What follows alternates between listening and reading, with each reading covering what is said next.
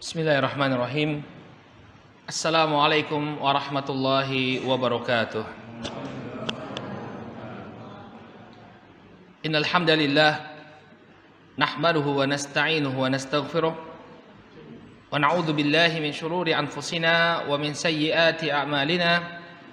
May yahdihillahu fala mudilla lahu wa may yudlil fala hadiya lahu. Asyhadu an la ilaha illallah wahdahu la syarika lahu wa ashhadu anna Muhammadan abduhu wa rasuluh. Allahumma salli wa sallim ala nabiyyina Muhammad wa ala alihi wa sahbihi wa man ittaba'a hudahu ila yaumiddin, amma ba'd.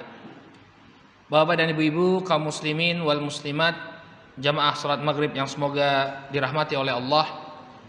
Alhamdulillah, puji dan syukur kita panjatkan kepada Allah Subhanahu wa taala atas segala nikmat yang telah Allah Subhanahu wa taala anugerahkan kepada kita semua, sehingga di kesempatan malam hari ini kembali Allah Subhanahu wa taala pertemukan kita di Masjid Surau Ageng Al-Fatah yang semoga diberkahi oleh Allah untuk melaksanakan salat maghrib berjamaah yang insya Allah akan kita lanjutkan dengan kajian membahas sirah an-nabawiyah. Beberapa pelajaran yang disebutkan oleh para ulama, kebanyakan faedah ini kami ambil dari fikih sirah karya Profesor Dr. Zaid Al-Zaid dan juga fikih sirah karya Syekh Ramadan Al-Buti, Said Ramadan Al-Buti rahimahullahu taala. Baik, di antara faedah-faedah yang bisa kita dapatkan dari perjalanan Isra dan Mi'rajnya Nabi SAW, yang pertama bahwa Isra dan Mi'raj ini tentunya merupakan tanda kebesaran Allah dan tanda kenabian Nabi SAW yang tidak bisa lagi kita nafikan. Bagaimana Nabi SAW, ya, jangankan Mi'rajnya, Isra'nya saja ya. Isra'nya saja. Bagaimana ketika itu orang bisa melakukan perjalanan menuju Baitul Maqdis dari Baitullahi Al-Haram dalam jangka waktu yang demikian cepat. Maka ini tidak lain dan tidak bukan melainkan menunjukkan kebesaran ya Allah Subhanahu wa taala dan juga tanda kenabian Rasul sallallahu alaihi wasallam. Jadi beliau bukanlah seorang pendusta. Beliau diberikan kelebihan oleh Allah Subhanahu wa taala bisa melakukan perjalanan yang demikian dahsyatnya. Kemudian faedah yang kedua yang disebutkan oleh Syekh Zaid Al-Zaid, bahwa ketiadaan informasi yang sahih tentang kapan tepatnya terjadinya Isra dan Mi'raj ini menunjukkan bahwa tidak disyariatkan untuk melakukan peringatan apapun di hari tersebut. Ya, kalau Lailatul Qadar, kita dikasih tahu ya bahwa Lailatul Qadar itu kapan?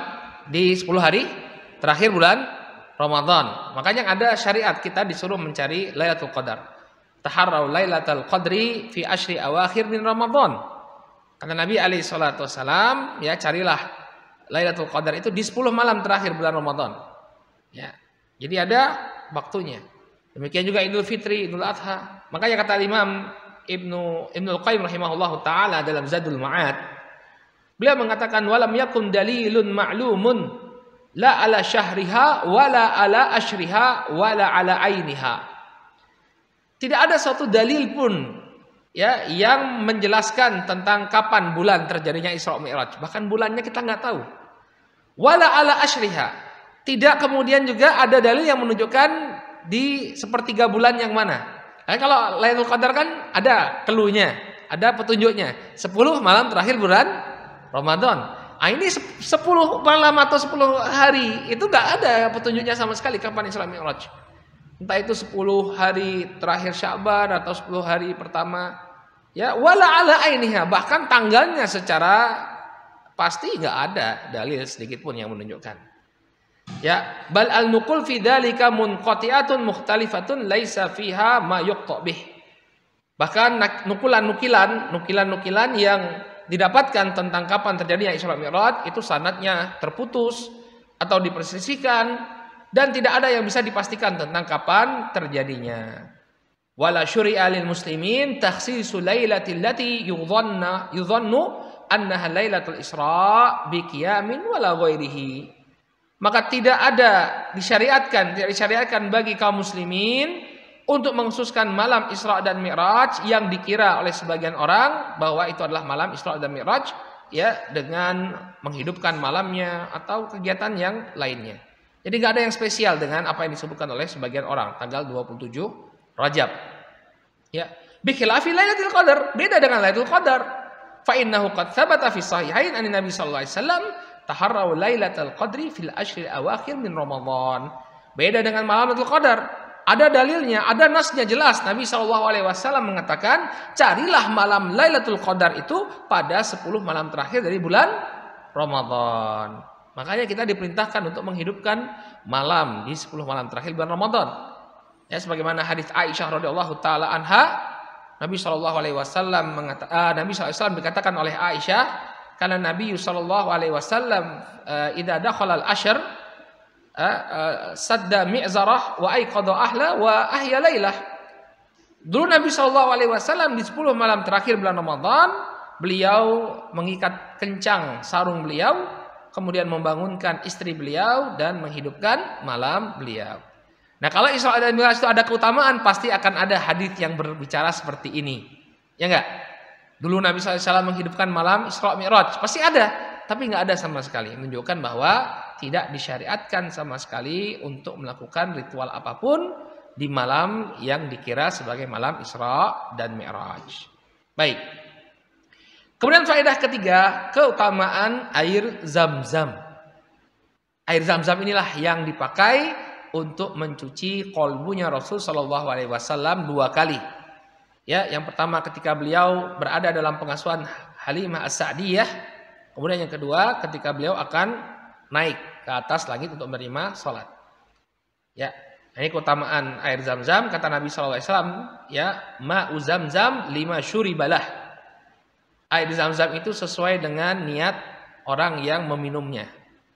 Jadi kalau misalnya orang sakit, kemudian dia minum Zam-Zam dengan niat, ya Allah jadikanlah Zam-Zam ini sebagai penyembuh, maka insya Allah Allah akan berikan kesembuhan melalui Zam-Zam tadi. Ini keutamaan air Zam-Zam. Ya, kalau misalnya ada orang merasakan lapar, ya Allah kenyangkanlah aku dengan air Zam-Zam ini, maka dia minum air Zam-Zam, dia akan kenyang. Makanya dulu para ulama di antara mereka ada yang belajar di Masjidil Haram, belajar di Mekah, tanpa ada bekal makan sama sekali. Lalu bagaimana mereka survive? Survive-nya dengan minum air Zam-Zam. Bayangkan. Minum air Zam-Zam. Makanya air Zam-Zam itu sangat dicari karena dia memang mengandung keberkahan. Al-Imam Asy-Syaukani rahimahullahu taala mengatakan dalam Nailul Awtar, qauluhu ma'u Zam-Zam lima syuriba lahu fihi dalilun ala anna ma'a Zam-Zam yanfa'u syarib. Ya.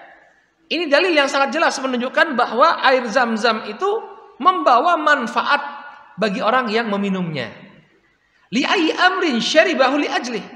Untuk segala perkara yang dia jadikan tujuan meminum air Zam-Zam tersebut.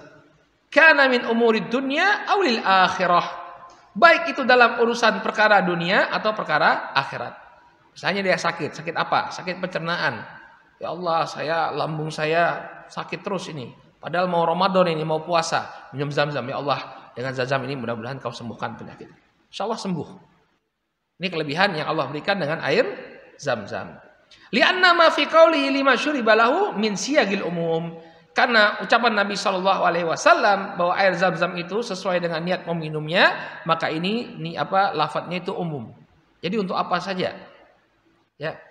Makanya ini dulu waktu kita di pondok pesantren, waktu kita masih mondok di pesantren, ada tetangga itu yang baru pulang umroh, namanya santri ya, dikasih oleh-oleh air Zam-Zam tuh senangnya luar biasa, walaupun cuma secangkir yang itu loh, bapak dan ibu tahu kan, cangkirnya yang dibawa oleh jamaah haji umroh itu ya, kecil loh, senangnya luar biasa waktu mondok dulu. Kemudian kita bawa ke kamar terus kita ngomong, apa ini kira-kira yang kita inginkan dengan doa kita sambil minum Zam-Zam ini. Waktu itu nggak kepikiran nikah ya Pak.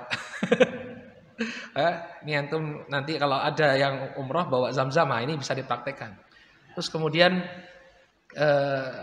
ada di antara kami itu yang bilang kita berdoa aja ya dengan Zam-Zam ini mudah-mudahan Allah jadikan urusan kita mudah untuk bisa belajar di hadapan para ulama. Oh iya, itu yang bagus. Akhirnya apa? Semuanya minum air Zam-Zam itu ya, tapi nggak tahu ya, pokoknya itu secara zahir yang diniatkan. Nggak tahu kawan-kawan bilang apa dalam hatinya ya, tapi itu yang zahirnya, terus kita minum. Alhamdulillah Allah mudahkan belajar ke Yaman semua. Masya Allah, walaupun nggak bertepatan waktunya, Tapi semua orang yang minum Zam-Zam di ruang itu, ya mereka bertemu semua di Yaman. Masih ingat gak kita dulu minum air Zam-Zam? Ya, jadi masya Allah, ya Zam-Zam itu memiliki keutamaan. Ya, makanya kata Imam Syaukani dalam Nailul Autar, beliau mengatakan bahwa lafadznya itu umum, baik itu untuk dunia maupun untuk akhirat.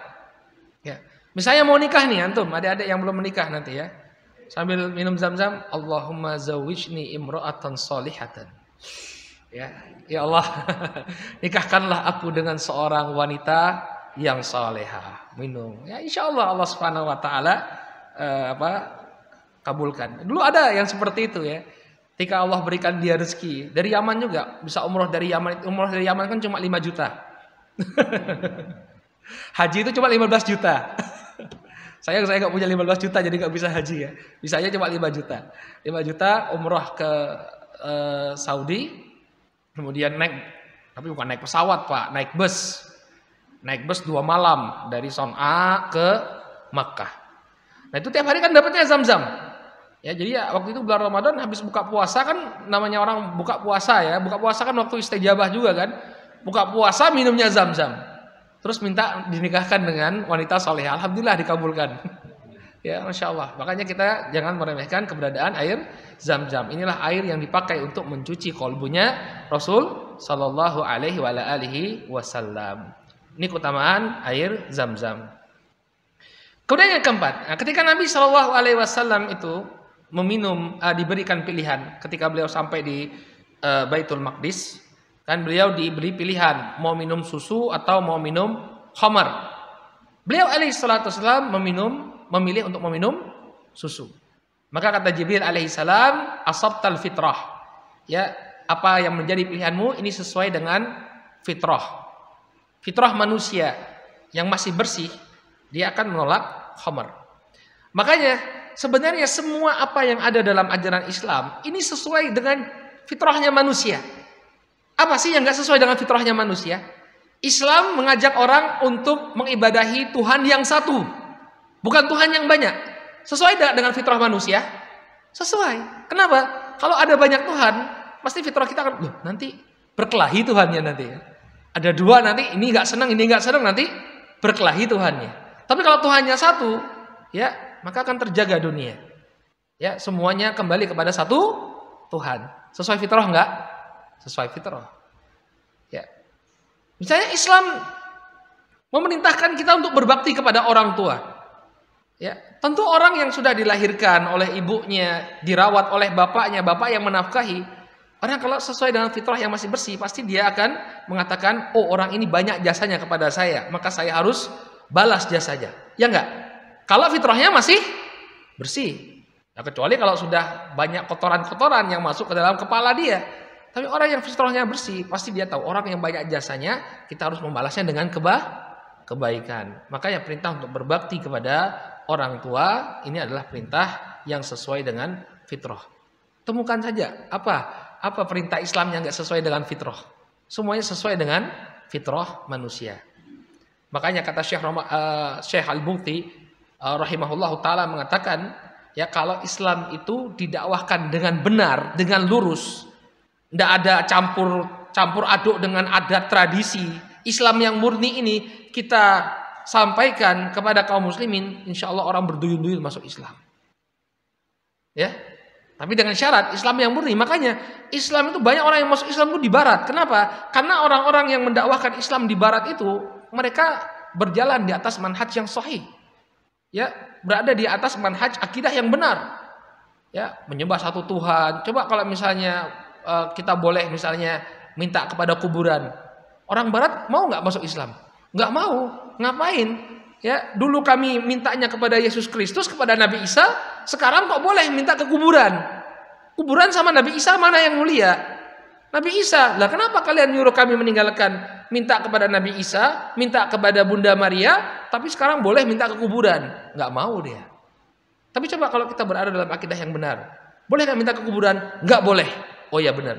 Mintanya kepada siapa? Kepada Allah. Benar. Kita meninggalkan peribadahan kepada Nabi Isa, ya minta kepada Nabi Isa, minta kepada Bunda Maria, tapi mintanya kepada Allah, sesuai dengan fitrah. Makanya, tapi apa? Dakwahkan yang lurus. Dakwah kita adalah dakwah yang lurus. Maka dia sesuai dengan apa? Fitrah manusia. Nggak usah neko-neko. Sampaikan saja Islam apa adanya, murni, tanpa harus dikotori dengan macam-macam. Ya, ini menunjukkan bahwa ajaran Islam ini sesuai dengan fitrah. Padahal waktu itu khamar belum diharamkan. Tapi apa? Nabi udah nggak suka sama khamar. Fitrahnya itu masih bersih, nggak suka sama khamar. Baik. Kemudian faedah yang kelima, ya, Nabi itu menerima perintah sholat.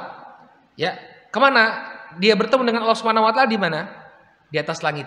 Nabi Sallallahu Alaihi Wasallam bertemu dengan Allah Subhanahu Wa Taala di atas langit untuk menerima sholat, perintah sholat. Maka ini dalil yang sangat jelas bahwa Allah itu di langit. Ya, bukan di mana-mana seperti yang disebutkan oleh sebagian orang. Allah ada di mana-mana. Ngapain Nabi naik ke atas langit untuk berjumpa dengan Allah? Kalau Allah di mana-mana ya cukup aja beliau duduk di rumahnya, terima perintah sholat, ya enggak? Tapi beliau di-mi'rajkan ke atas langit untuk menerima perintah sholat. Maka dalam Al-Quran Allah mengatakan Ar-Rahman 'alal arsy istawa. Allah Subhanahu Wa Taala yang Maha Penyayang itu beristiwa di atas arsy-Nya. Arsy-Nya ada di atas langit. Makanya Nabi SAW dulu pernah menguji seorang budak wanita. Jadi ada sahabat yang bernama Muawiyah bin Al-Hakam, dia pernah menampar budak wanitanya. Saking marah waktu itu dia menampar budak wanitanya, kemudian dia menyesal. Lalu dia ingin membebaskan budak wanita tadi karena dia telah berbuat melampaui batas. Maka budak wanita ini diuji terlebih dahulu oleh Nabi SAW sebelum dibebaskan. Ya, ada dua pertanyaan yang ditanyakan oleh Nabi SAW. Yang pertama, beliau bertanya kepada budak wanita tersebut, ya, aina Allah? Allah di mana? Kemudian budak wanita tadi mengatakan fis sama. Allah di atas langit. Waman ana? Siapa saya? Anta Rasulullah. Engkau adalah Rasulullah. Dengan dua pertanyaan ini Nabi SAW membebaskan budak wanita tadi. I'tikha fa innaha mu'minah. Bebaskan budak wanita ini karena dia termasuk seorang wanita yang beriman. Ya, ini menunjukkan bahwa Allah ada di atas langit, bukan di mana-mana sebagaimana yang dikatakan oleh sebagian orang. Ya, ini akidah yang nggak benar. Kalau Allah ada di mana-mana, WC itu tempat, ada nggak Allah di WC? Ya, tentu nggak ada. Maka ini adalah akidah yang menyimpang. Allah ada di atas langit, di atas arsy-Nya. Ngapain Nabi SAW diangkat ke atas langit untuk menerima perintah sholat dan bertemu dengan Allah Subhanahu Wa Taala kalau memang Allah itu ada di mana-mana. Baik. Kemudian yang keenam, Isra dan Mi'raj ini, pada perkara Isra dan Mi'raj ini terdapat banyak sekali perkara-perkara gaib. Ya, perkara yang mungkin tidak bisa dinalar dengan otak kita. Pembelahan dada Nabi SAW, buraq, ya, kendaraan yang lebih tinggi daripada keledai dan lebih rendah daripada bighal, yang sekali dia melangkah maka jarak yang dia tempuh sepanjang cahaya. Ini satu hal yang tidak masuk akal. Kemudian adanya pintu-pintu langit. Nabi SAW naik ke atas langit, kemudian ada pintu-pintunya. Kemudian tentang Baitul Ma'mur, tempatnya malaikat, Sidratul Muntaha, surga dan neraka. Ini semua perkara-perkara yang di luar nalar kita.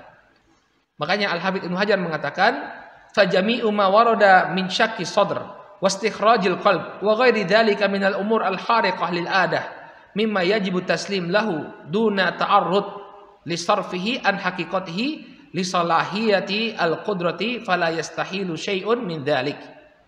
Ya. Maka semua perkara yang disebutkan berupa pembelahan dada, pengeluaran kalbunya Nabi sallallahu alaihi wasallam dan selainnya, ini merupakan perkara-perkara yang keluar dari kebiasaan manusia. Ya, kebiasaan manusia nggak ada hal-hal yang seperti ini. Maka apa yang wajib bagi kita? Yajibut taslim lahu. Wajib untuk tunduk menerima kabar-kabar tersebut. Duna ta'arud li sarfihi an haqiqatihi. Tanpa perlu berpaling kemudian memalingkan kabar-kabar tersebut dari hakikatnya. Misalnya maksud dari membelah dada itu adalah diceramahi misalnya, dikasih tausiah sehingga dadanya menjadi lapang.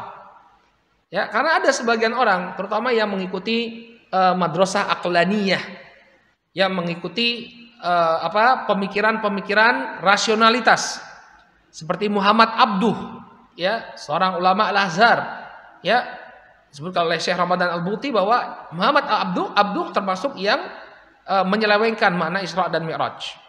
Ya, maka nggak perlu mengikuti mereka, ya sudah kita terima saja. Itu namanya mukjizatnya Nabi alaihissalatu wassalam. atau dalil min dalail nubuwah, tanda dari kenabian Nabi sallallahu alaihi wasallam, atau ayat tanda kekuasaan Allah Subhanahu wa taala. Cukup bagi kita untuk menerima. Allah Subhanahu wa taala ketika menginginkan sesuatu, cukup bagi Allah untuk mengatakan kun, jadilah, fayakun, maka terjadilah apa yang diinginkan oleh Allah Subhanahu wa taala. Jadi nggak perlu kemudian kita palingkan ya mukjizat tersebut pada perkara-perkara yang bisa diterima oleh akal kita.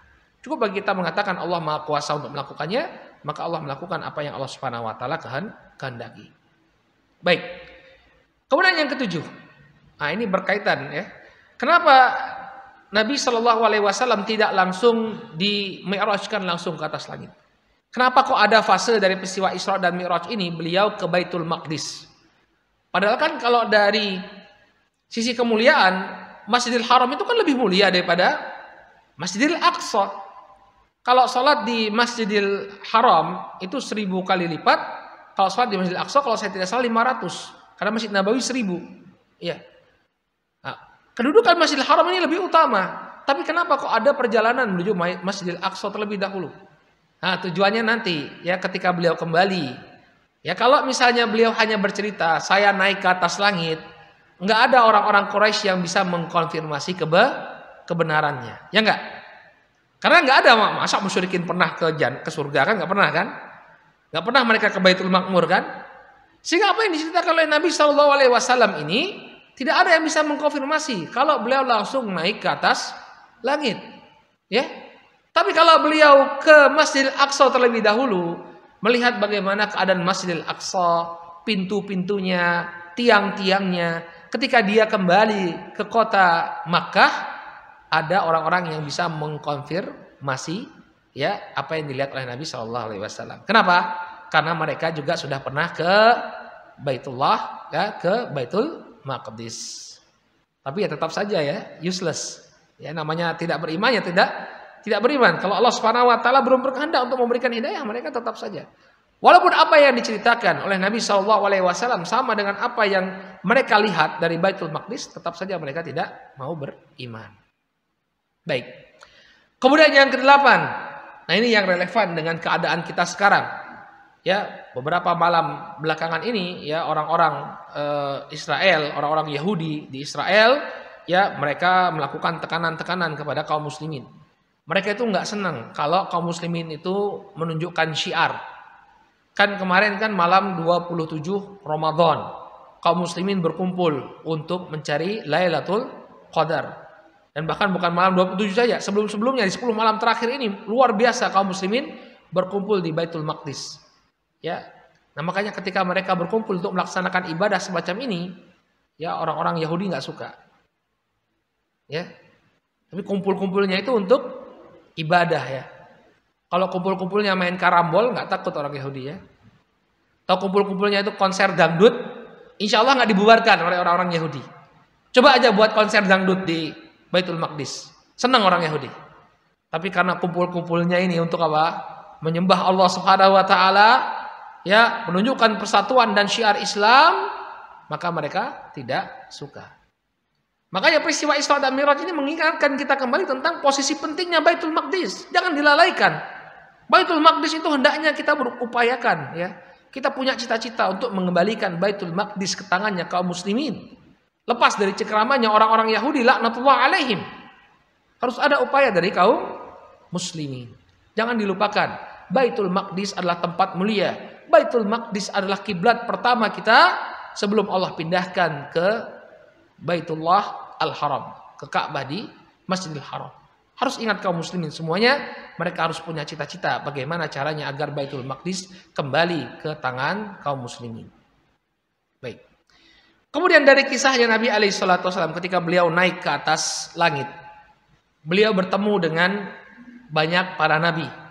Semua nabi menyambut beliau dengan penuh kehangatan. Marhaban, ya. Bibni Saleh, kata Adam alaihissalam, marhaban bibni Saleh wa nabi Saleh. Selamat datang wahai anakku yang saleh dan nabi yang saleh. Adapun dengan nabi-nabi yang lainnya, marhaban bi akhi Saleh wa nabi Saleh. Ya, selamat datang saudara yang saleh dan nabi yang saleh. Ini menunjukkan bahwa kita disunahkan untuk menyambut orang-orang yang mulia dengan penuh pemuliaan. Ya, orang-orang yang memiliki kedudukan, misalnya orang tua, misalnya guru, ya. Guru kita datang, sambut. Jangan kemudian dicuekin. Kadang ada guru datang ke majelis, ya muridnya cuek saja begitu. Ya, ini suatu hal yang kurang adab. Lihat bagaimana Nabi alaihissalam beliau disambut oleh nabi-nabi yang lainnya. Demikian juga orang tua kita. Orang tua kalau datang ke rumah sambut, ya kita sambut dengan penuh kegembiraan. Kita sambut dengan penuh pemuliaan. Cium tangannya, kemudian dipersilahkan. Jangan kemudian dicuekin. Ada orang tua datang, yowes Pak, lungguh kono. Ya, kurang penyambutannya kepada orang tua. Ya, ini menunjukkan bahwa disunahkan bagi kita untuk menyambut orang-orang yang memiliki kemuliaan. Baik. Kemudian yang ke-10, ini masalah siksa. Ketika Nabi alaihissalam melihat orang-orang yang disiksa dengan kuku-kuku dari tembaga, ini peringatan bagi kita semua untuk menjaga lisan. Jangan sampai lisan kita mudah untuk ya membicarakan aib saudara kita. Ya, kecuali dengan suatu hal yang diperbolehkan dalam syariat, seperti orang yang melakukan kemaksiatan terang-terangan. Ya, misalnya dia menunjukkan sikap penentangan kepada syariat Islam, antipati kepada Islam. Nah, ini orang nggak punya kehormatan. Ya kita nggak apa-apa sampaikan kepada manusia tentang kebejatannya. Ya menolak syariat Islam, anti-Islam, nggak mau Islam ini bangkit di tengah-tengah negeri kaum muslimin. Ya nggak ada kehormatan kalau diterang-terangan seperti ini. Tapi kalau misalnya kaum muslimin yang kita kenal dia sebagai seorang muslim, ya kemudian dia terjatuh pada kesalahan, ya ada aib yang dia lakukan, maka kita tutupi. Ada pemuliaan, ya kehormatan seorang muslim. Ya inna a'radakum haramun alaikum. Sesungguhnya kehormatan diri kalian haram untuk kalian jatuhkan. Maka hati-hati kita. Ya Nabi melihat orang yang mencakar-cakar ini tujuannya agar apa? Diingatkan kita hati-hati dari lisan kita. Ya. Kemudian juga kisah Isra dan Mi'raj ini ya pentingnya ada satu pelajaran bahwa pentingnya kita menyesuaikan amalan dengan ucapan. Ini kemarin yang kita sampaikan ya, ada orang yang digunting mulutnya ya. Ada orang yang digunting, disiksa dengan digunting mulutnya. Ketika Jibril ditanya, "Siapa ini wahai Jibril?" Ini orang-orang penceramah ini ya. Para penceramah. Naudzubillah. Tapi yang apa? Omongannya tidak sesuai dengan kelakuannya. Jarkoni. Ujar ning ora ngelakoni ya. Maka ini adalah peringatan bagi orang-orang yang menyampaikan kebaikan kemudian dia melupakan dirinya sendiri. Kemudian yang ke-12 ya, ketika Nabi Shallallahu alaihi wasallam melihat para malaikat 70.000 malaikat ya yang setiap harinya keluar dari Baitul Ma'mur, ini menunjukkan tentang banyaknya jumlah malaikat. Para ulama menyebutkan kalau dibandingkan jumlah manusia ya dengan jumlah malaikat, maka yang lebih banyak adalah para malaikat. Allah Ta'ala berapa jumlahnya? Allah mengatakan wa ma ya'lamu junuda rabbika illahu. Ya, tidak ada yang mengetahui berapa jumlah pasukan Rabbmu kecuali hanya Dia saja, kecuali hanya Allah Subhanahu wa taala saja yang mengetahui berapa jumlah pasukannya Allah, yakni para malaikat. Bahkan disebutkan dalam sebuah hadis yang diriwayatkan oleh Muslim, ya yu'ta bi jahannam yauma idzin laha sab'una alfi zamam au zimam ma kulli zimamin sab'una alfi malakin yajurrunaha. Nanti malaikat neraka jahanam akan didatangkan pada hari kiamat, dan ketika itu dia ditarik dengan 70.000 tali kekang, yang setiap tali kekangnya ditarik oleh 70.000 malaikat.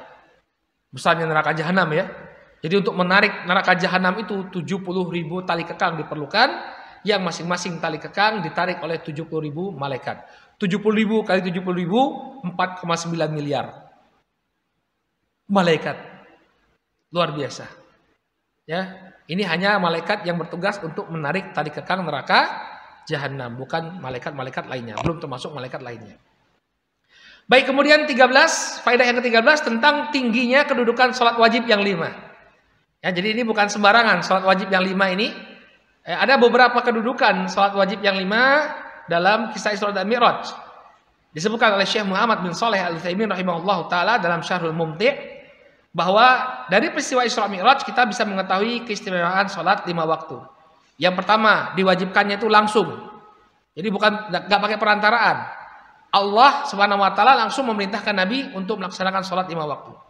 Kemudian diwajibkan pada malam yang mulia, pada malam Isra Mi'raj. Kemudian diwajibkannya itu di tempat yang tertinggi yang bisa dicapai oleh manusia. Ya, di Sidratul Muntaha, tempat yang paling tinggi. Ya, bukan di atas gunung Gua Thawr ya atau gunung Jabal An-Nur, bukan.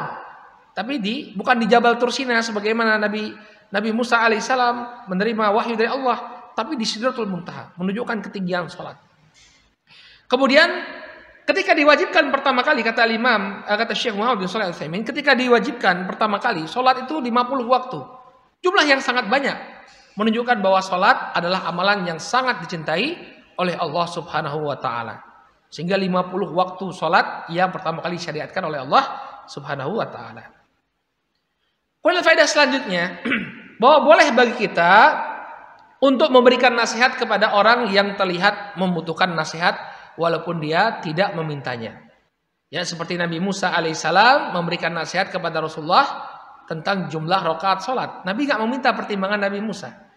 Ya, Nabi Musa tanya, kayaknya Nabi SAW butuh bimbingan. Nanya, apa yang diwahyukan, diperintahkan oleh Rabbmu? Sholat 50 waktu. Nah, kemudian beliau memberikan nasihat. Ya, beliau memberikan nasihat bahwa umatnya tidak akan mampu, minta kembali keringanan dari Allah Subhanahu wa taala. Jadi kalau kita misalnya melihat ada orang yang kebingungan, ya, enggak perlu nunggu dia bertanya. Ya, kita boleh memberikan misalnya, "Mas, ada apa? Kok jenengan celingak-celinguk?" "Anu, Pak, WC-nya mana?" "Oh, situ belakang." Ya. Malu bertanya, tanya Mbah Google gitu ya. Ya. Jadi kita kalau misalnya lihat ada saudara kita butuh permasalahan, ada permasalahan yang dihadapi, nggak apa-apa kita ngasih nasihat, walaupun dia nggak minta. Kemudian faedah ini faedah yang menarik, masya Allah ya, bahwa pengalaman itu adalah guru yang berharga. Nabi Musa alaihissalam ketika menyarankan kepada Nabi alaihissalam tentang sholat, beliau mengatakan, saya juga sudah pernah menerapkan ini pada Bani Israel. Ternyata susah sekali mereka untuk menerimanya. Nah, ini menunjukkan bahwa pengalaman adalah guru yang berharga. Ya, jadi jangan kita menyepelekan pengalaman. Makanya terkadang kita itu kalau menghadapi sesuatu itu perlu untuk bertanya kepada para sesepuh. Ya, mungkin kita dari sisi ilmu agama kita memiliki kelebihan, mungkin belajar lebih banyak.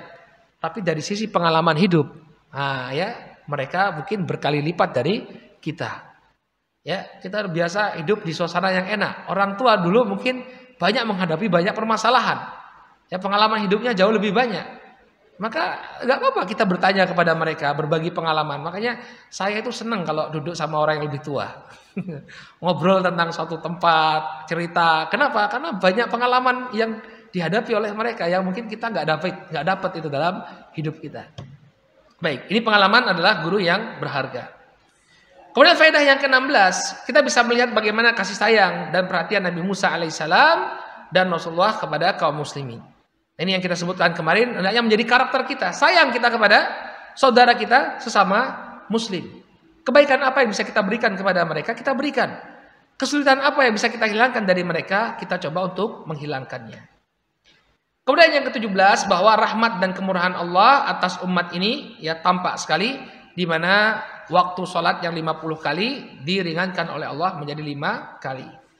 Kemudian adanya penetapan nasakh, jadi penghapusan hukum dalam syariat Islam walaupun belum diamalkan.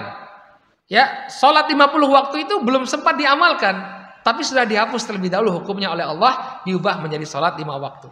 Sehingga dalam Islam dikenal konsep an-nasakh. Ya, ada syariat yang dulunya seperti ini, kemudian dihapus digantikan dengan syariat yang baru. Kemudian yang ke-19, bahwa agama dibangun dengan wahyu, bukan dengan akal. Barang siapa yang menomorsatukan akalnya, maka dia tidak akan bisa mencerna, ya, tidak akan bisa menerima peristiwa Isra dan Mi'raj. Bagaimana mungkin ya Nabi SAW berangkat dari Masjidil Haram ke Masjidil Aqsa dengan begitu cepat, dengan naik kendaraan murah? Nggak bisa diterima oleh akal. Dan kemudian yang terakhir, masih banyak waktunya ya. Baik. Kemudian yang terakhir, bahwa peristiwa Isra dan Mi'raj ini menunjukkan keutamaan Nabi Muhammad SAW di atas seluruh nabi dan rasul. Ya, bagaimana kok ini menunjukkan keutamaan Nabi SAW? Karena beliau alaihissalatu wassalam lah yang dipilih oleh Allah Subhanahu wa taala untuk menjadi imam salat di hadapan para nabi lainnya. Kenapa bukan Nabi Ibrahim? Kenapa bukan Nabi Adam? Ya, Nabi Ibrahim adalah bapaknya para nabi.